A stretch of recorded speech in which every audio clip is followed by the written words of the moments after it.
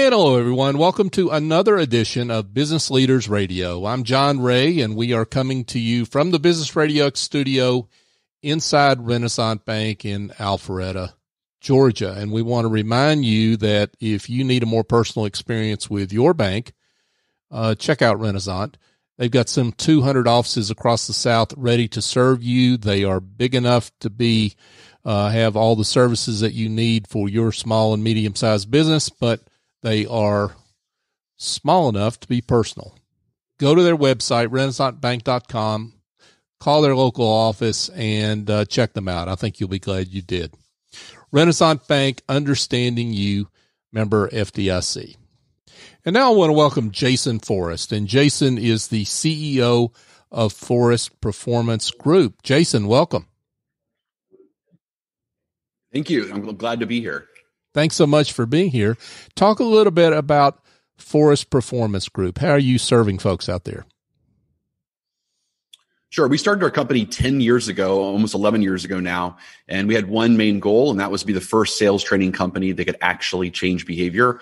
There's, hundreds of thousands of different sales training companies in the world, but most of them can't actually change behavior. About $164 billion is spent every year on training initiatives. But 70% fail to ever achieve an ROI. So we wanted to be in that 30%.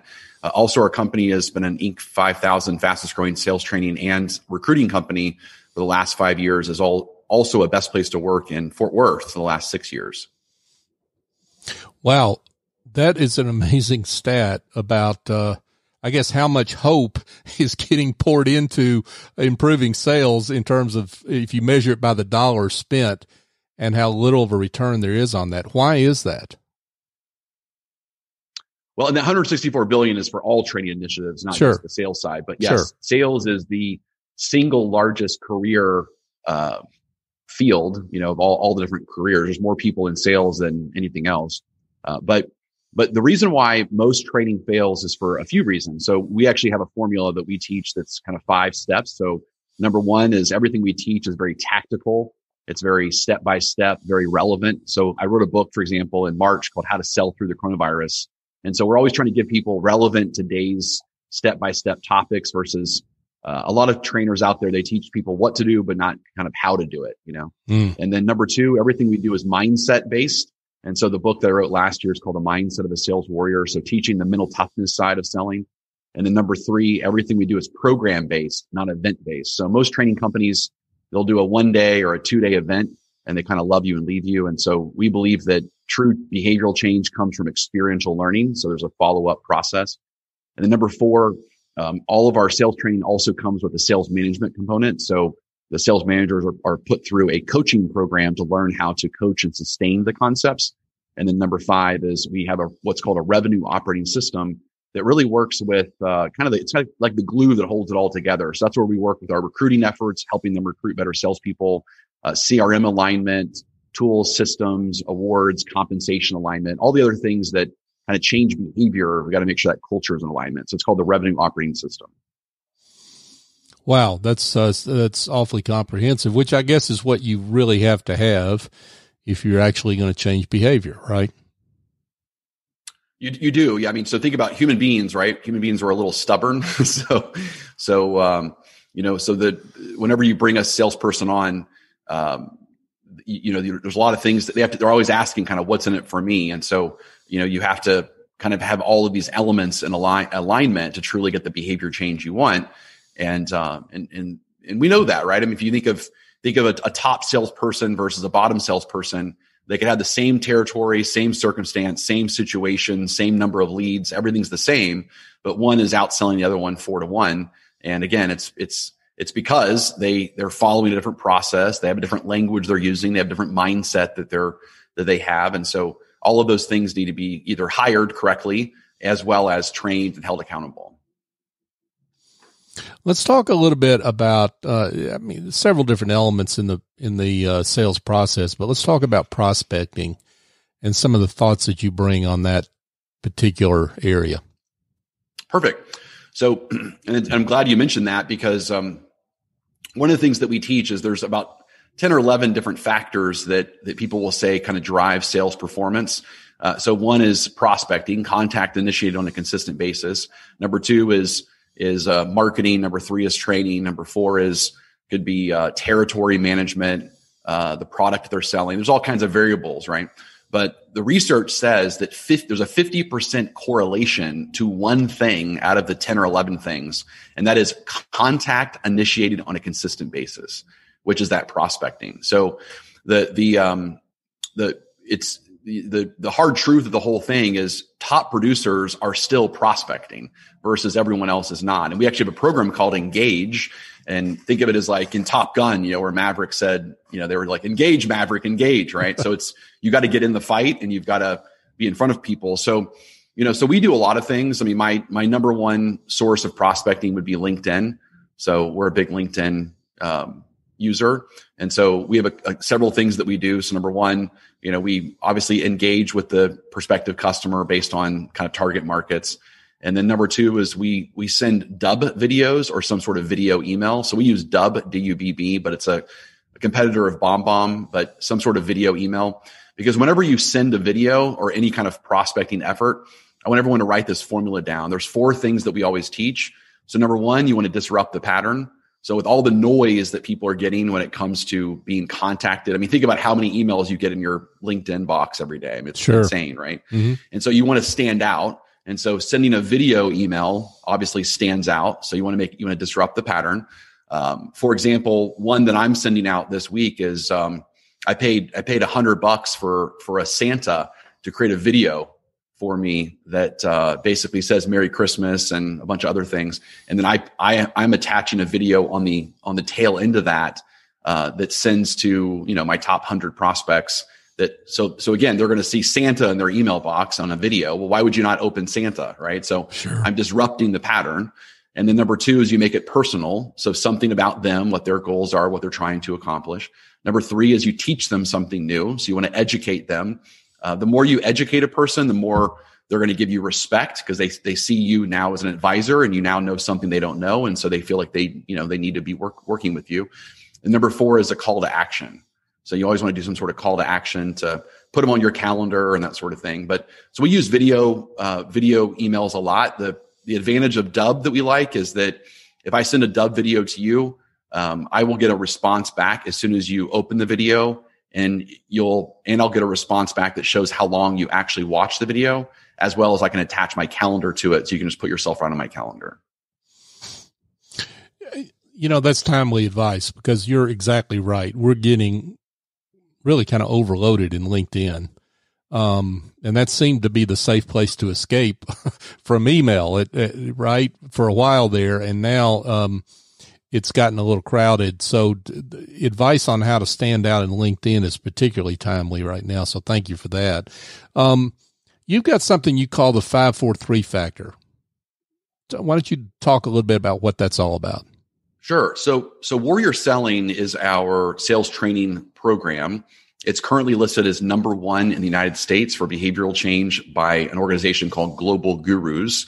So it's beating out Grant Cardone and Sandler and Integrity Selling, Solution Selling, Spin Selling, all the name brands So Warrior Selling is number 1 right now.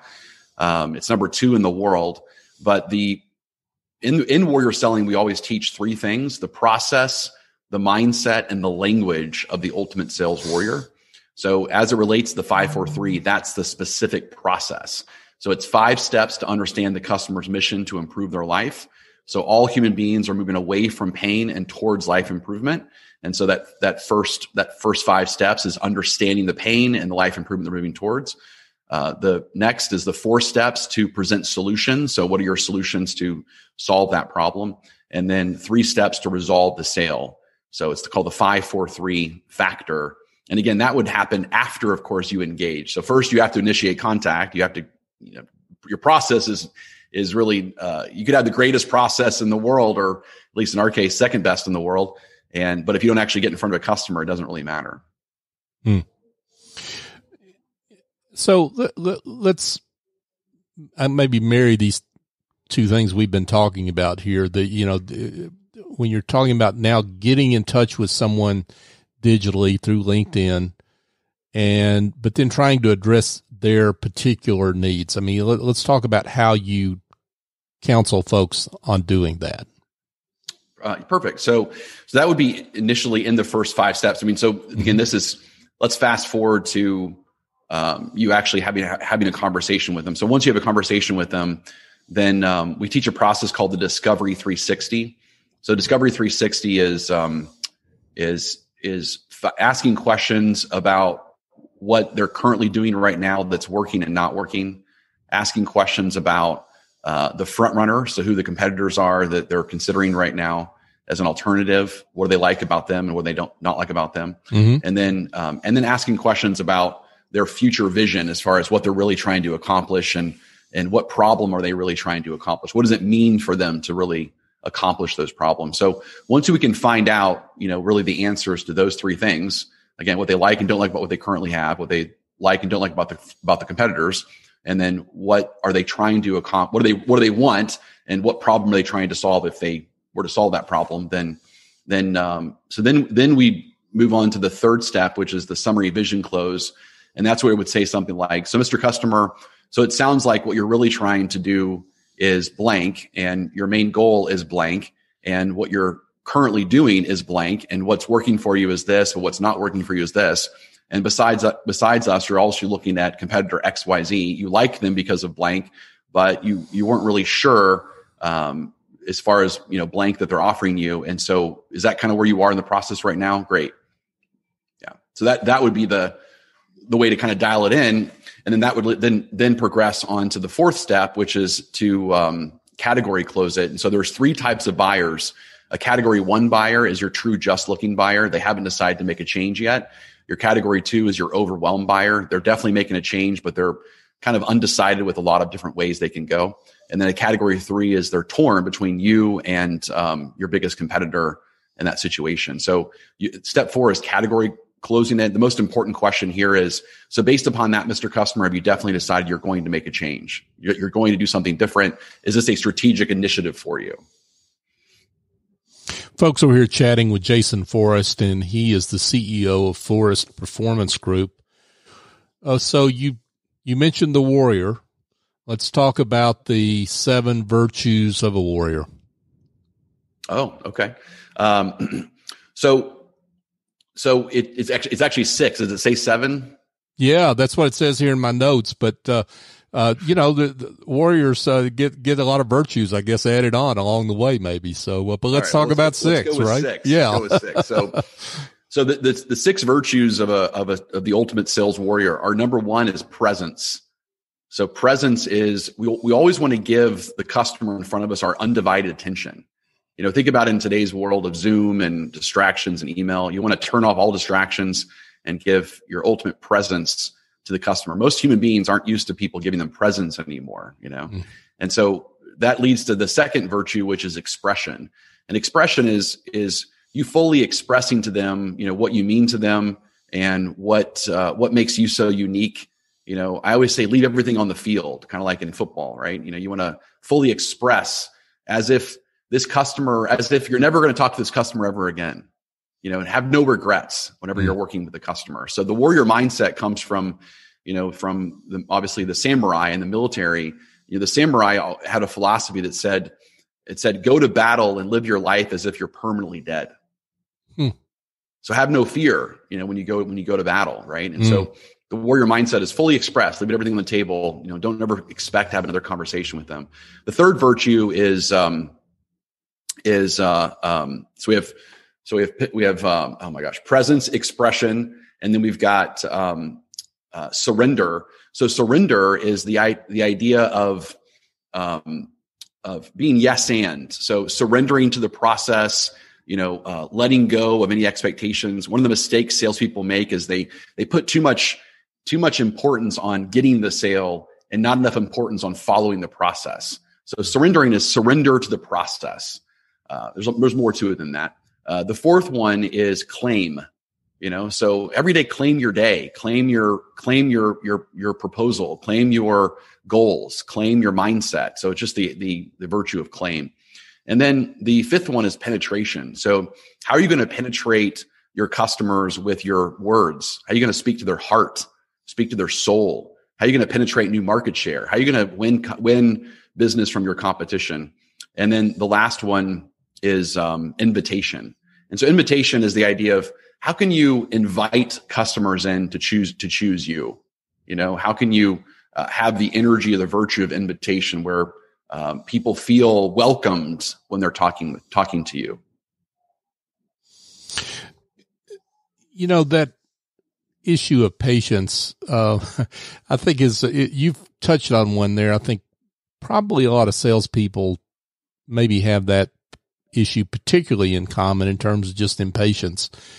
And that may be particularly true in a year like what we're in, where maybe sales people are behind their quota. It's hard to reach people that you were typically able to reach before. The world has changed. What are some particular suggestions that you offer around patience and being willing to surrender to that process? Well, I mean, the best advice I have is, number one, make sure you have a process. Because, one of the best ways to give yourself certainty in times of uncertainty is to believe that you have a process that gives you the highest probability of winning. If I was to go to, there's millions of salespeople in the world. If I was to go to those millions and say, hey, just give me your process off the cuff from beginning to the end, most of them can't do it. Now, to certify in our program, they have to turn in a monologue of the 5-4-3 process in their native language, selling what they sell. And they have to do that by week 6 to certify as a warrior selling practitioner, and then give themselves a badge on LinkedIn. Where most of our competitors, to certify, you just have to go to the classes. You don't have to perform anything, right? And so, but we want our people to be in that 1% that if you say, hey, give me your process, give me your game plan, they can do it, which is not too much to ask, because any high school football team, if you were to say, hey, tell me the play, practice the play for me, they could obviously do it.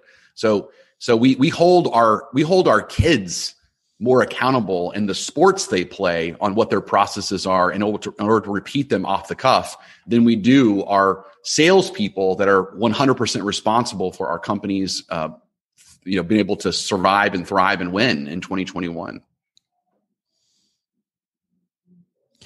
Let's talk a little bit, Jason, about how you help business owners get their vision to the masses. Great question. So I think there are two problems in business. There are sales problems and there's all the other problems, but again, I'm biased, right? Because I'm a sales training and recruiting company. But, if you think about it, everyone wants to talk about, how to improve the culture and best place to work, which again, we are. But none of that stuff is fun to talk about unless you have profitable revenue coming in the door. Like no one cares about how to improve your culture or, all these other things that, how to improve operations, how to improve systems. None of that stuff matters unless you have proper revenue coming in the door. So we're obviously on the revenue side. That's our side. So we're actually brought in by a lot of, traction coaches and scaling up coaches and other business coaches, because we focus on the sales side where they'll focus on the integration, the operation side. Right. And so if you think about it, most businesses, they get to that first million. In most cases, most businesses will hit that first million mark because you've got some founder that is the salesperson and they're doing the founder sale, right? So they're out there, they're talking to people, they're doing the founder sale. But the reason why they can't scale, based upon our opinion, is that they don't have other advocates that are out there selling like they're selling. And so they're stuck. They can't scale.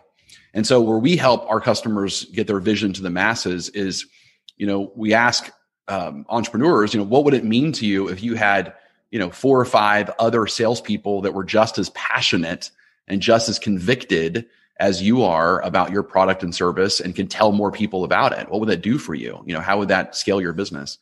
And so that's where we focus on. And again, a lot of it starts with the recruiting side. So if they don't have a sales team, we do the recruiting side. We've disrupted the recruiting business by combining a recruiting company, an assessment company, and a training company into one.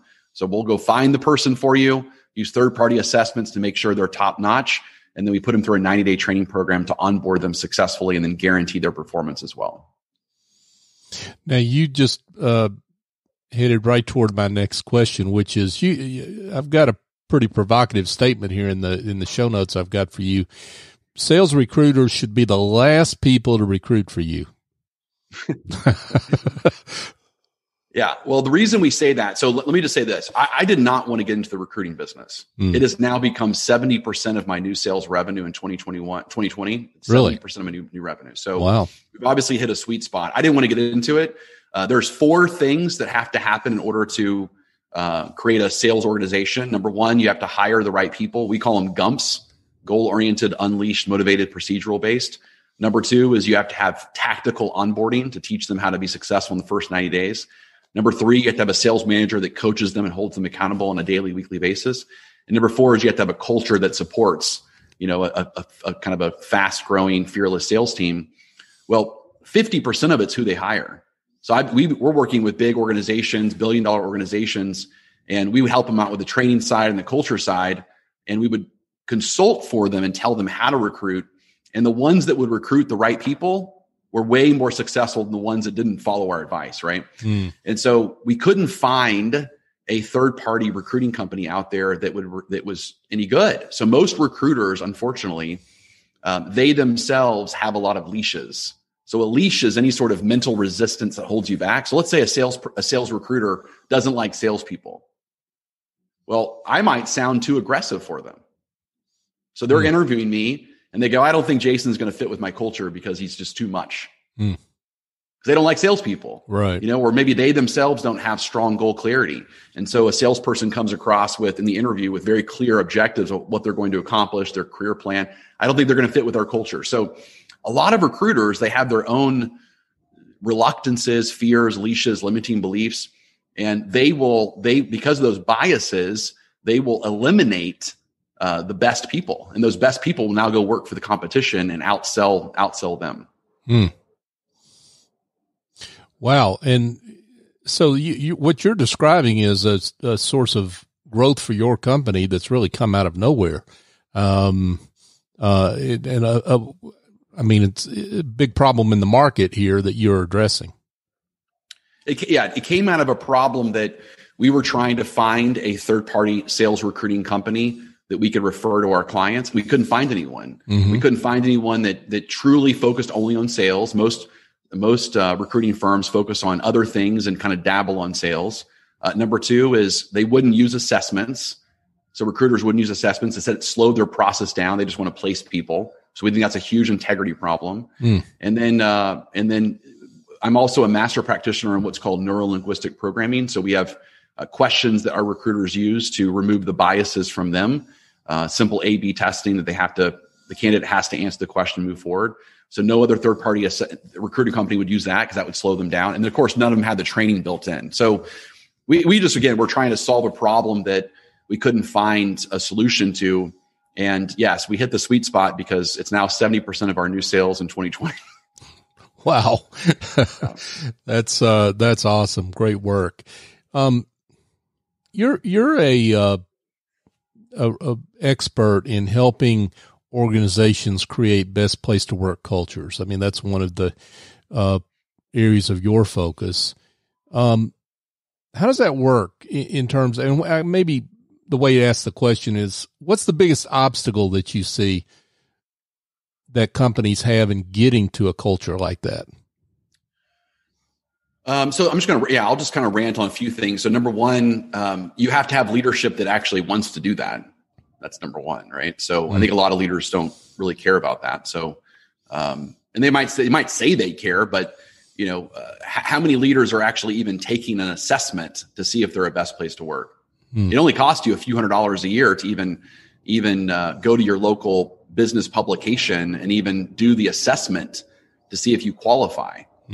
So that just shows if you're even interested, if you just put the money towards even assessing yourself to see where you stand, right?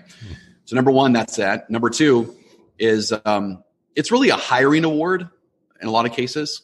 So you got to be really clear on what your culture is all about, and then you have to hire accordingly to that. I think a lot of people are not purposeful on what kind of culture they're trying to create, and then making sure they're hiring people that fit with that culture. So for us, like we joke all the time and say that that there's a lot of people that would hate our culture. It's very intense. It's very focused. It's very purposeful. We have daily huddles. We do a lot of mental toughness exercises. I mean, it's a very specific type of culture. And so if we didn't hire correctly, we would be not winning that award. And then another thing that comes up is very clear expectations. So, I think there's kind of 3 levels of a culture. So the first level, and this is really relationships. The first level is a me relationship. So think of that even with your significant others, your relationships in life. It's this is what I want. This is what you want. You do you, I do me. That's a me relationship. That happens a lot in organizations. So the employer wants certain things, the employee wants certain things. They're both kind of in it for themselves, right? The second level is a me-you culture.